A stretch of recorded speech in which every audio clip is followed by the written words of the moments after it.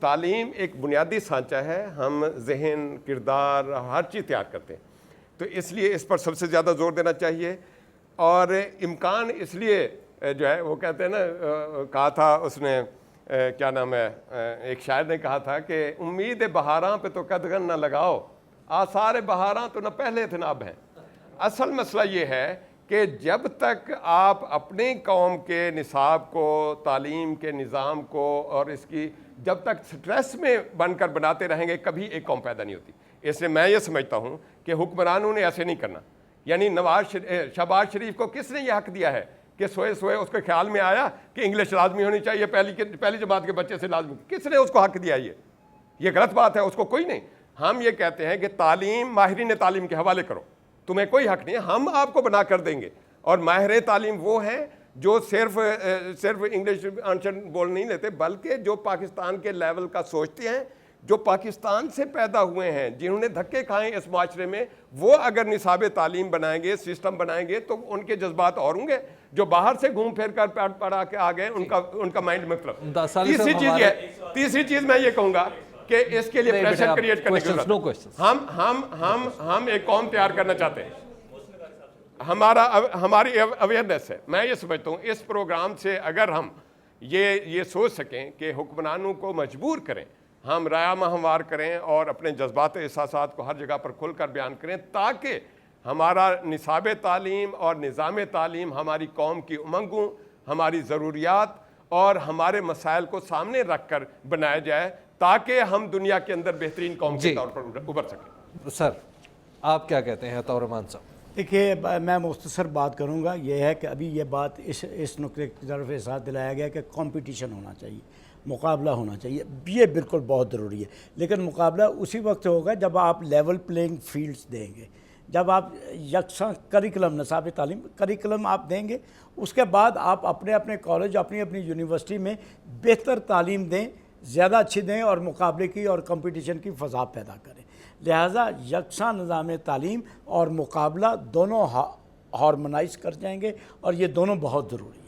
حبیب صاحب، ایک بات میں آپ سے پوچھنا چاہ رہی تھی کہ مجھے پلیز یہ اپنے ریسپیکٹڈ پینل سے پوچھ دیجئے کہ انٹرنیشنل ریلیشن یا کرنٹ افیئرز میں اگر ہم بات کرتے ہیں، ایک کریکلم ہمیں، ایک سلیبس جو ہے کریکلم ہمیں گورنمنٹ آف پاکستان دیتی ہے، تو سر کرنٹ افیئرز تو ہر روز جو ہے وہ بدل رہے ہیں، ہم اس کو کیا کریں؟ میں ان کو 90s کی پالیٹکس پڑھاؤں کہ میں ان کو 2010 میں کیا ہو رہا ہے؟ یہ بہت اہم بات ہے. اگر مجھے اجازت ہو تو میں کیونکہ میں نے پنجاب سر یہ آدھا ڈسکریشن تو ٹیچر پہ بھی چھوڑے نا، اور پھر آپ اپنے اسٹوڈنٹس پہ بھی چھوڑیں. بنیادی طور پر میرا خیال ہے کہ ٹیچر اگر نہیں ہے تو پھر کلاس روم نہیں ہے، تعلیم نہیں ہے. اسٹوڈنٹس کیا کرنا چاہ رہے ہیں یہ بھی بڑا ڈیپینڈ کرتا ہے. میں اگر اجازت دیں، میں نے پنجاب یونیورسٹی میں جو انٹرنیشنل افیئرز کا شعبہ ہے، وہاں 5 سال تک وزٹنگ فیکلٹی کے طور پر انٹرنیشنل افیئرز، خاص طور پر مجھے اگر اب اجازت سر میں آپ سے صرف یہ، آپ اس سے پہلے کہ آپ اپنے بحث جواب دے رہا ہوں، میں آپ سے ایک اس میں ایڈ کرنا چاہ رہی ہوں آپ کے سوال میں. آپ کا ٹیچر جو ہے وہ وہی پڑھانا چاہتا ہے جو اس کو جو ہے وہ لکھ کے بلیک اینڈ وائٹ دیا جا رہا ہے، اور بچے ویسے ہی جو ہیں وہ روبوٹس کی طرح تیار ہوں. آپ ایسا کیوں چاہتے ہیں؟ محترمہ، یہی بات غلط ہے. میں نے اسی لیے کہا کہ خلاصے اور نوٹس نہیں ہونے چاہیے.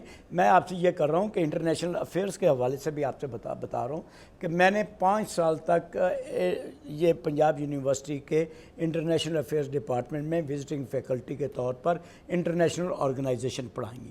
اب ہم سلیبس بھی پڑھاتے تھے، اور ساتھ چینجنگ سرکمسٹانسز میں آپ دیکھیے کہ جب میں پڑھا رہا تھا یورپین یونین کا سٹرکچر تبدیل ہو رہا تھا پوری طرح.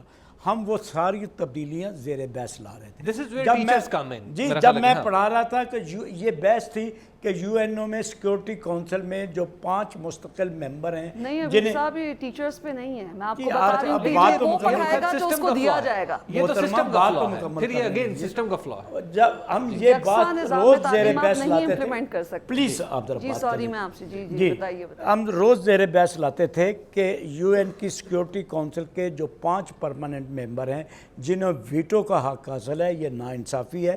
اور اسی زمانے میں جب میں یہ سبجیکٹ پڑھا رہا تھا، یو این کی 60ویں سالگرہ منائی جا رہی تھی، اور یہ بات انٹرنیشنل سطح پر بھی زیر بحث تھی، اور جتنے تھاٹس آ رہے تھے ہم انکلکیٹ کر رہے تھے اپنے لیکچرز میں. یہ نہیں کہ ہم out of touch with the Times تھے.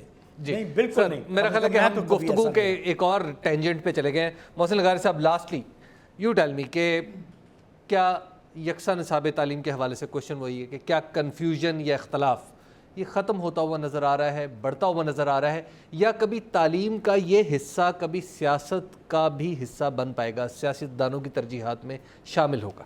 سیاسی اداروں کی ترجیحات میں تو ضرور شامل ہوگا, اس کو تقریروں میں بھی سب لوگ ضرور یہ بات کریں گے, اور یہ ایک پبلک کنزمپشن کے لیے ایک بات ضرور کی جائے گی, بیکاز یہ ایسی چیز ہے جس سے انسان لگتا ہے کہ شاید وہ بہت کوئی افضل بات کر رہا ہے, افضل اس کی, لیکن ہمیں گراؤنڈ ریالٹیز کو بھی سامنے رکھنا ہے. ہمارے پاس نہ وسائل ہیں اور بدقسمتی سے نہ ہماری ترجیحات ہیں. جب ہم تعلیم کے اوپر جب خرچ کرتے ہیں, بجٹ ری ایلوکیشن جس وقت ہو رہی ہوتی ہیں, تو ہم 4 دیواریاں اور لیٹرین بنانے کو سمجھتے ہیں کہ ہم نے تعلیم کی خدمت کر دی ہے.